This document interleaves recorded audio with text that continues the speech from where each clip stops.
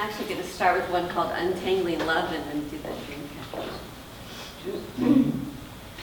So many years of being entwined that I've forgotten where you end and I begin.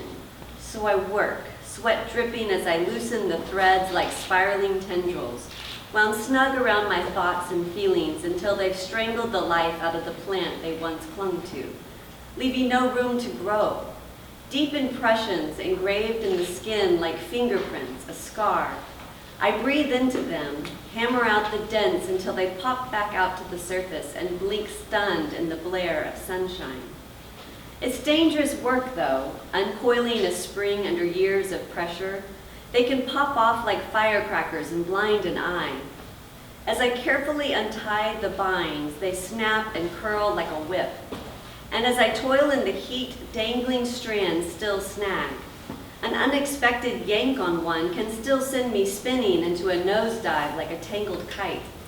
A sudden tug can unwind me until I'm spinning round and round with no center, calling out to hear my own echo bounce off something solid in order to reorient myself again, straighten up and fly.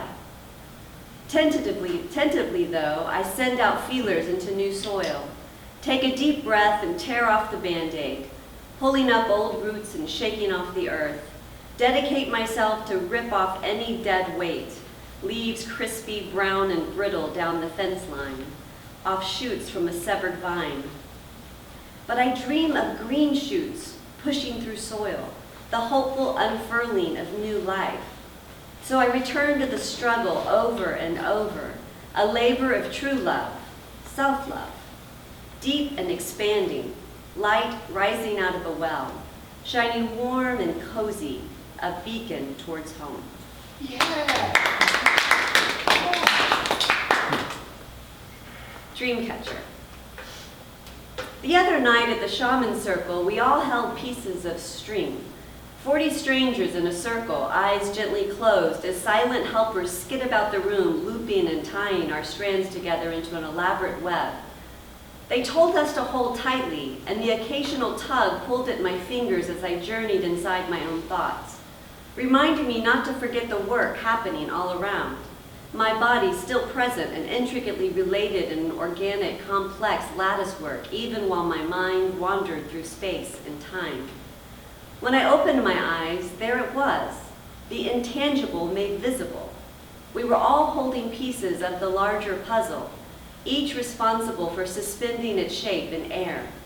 One by one, members entered the circle created, experiencing the healing power generated by our joint good intentions, the power of ritual restoring self within the community from which it sprung, like individual drops merging with the sea. Rejoining the outer ring, each of us with our own unique shifting perspectives, forged a sacred hoop with ornate patterns, synchronized, reconnected, weaving ourselves back to life. And it reminded me of the power of story, the strength of narration, the responsibility to tell our tale if we want to contribute to its ending, if we want to be whole.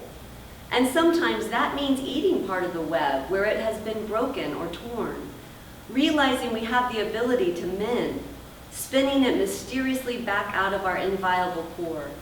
Aware or not, we are all a part of this amazing web, our threads woven together so we feel the same breeze, shimmer in the same moonlight. What touches you touches me. But if we grasp too tightly, we can find ourselves tied up in knots. Clinging too firmly to something precious may drain it of the very beauty that draws us, until the cherished flower lies limp in our hand. So I want to love lightly, like a hummingbird's flight, like smoke rising, swirling up in the air, incense, sage, and soft candlelight. I want to love deeply and trust so completely that I can let out the rope holding my daughter as she climbs the rock wall. The more space I give her, the higher she can ascend. Anticipating her moves, I spool it out but lock her in place when she needs to rest, leaning confidently back into the harness, the weight of my body holding her until she's ready to scale past the crux, eyes tilted upwards, not down to the fall.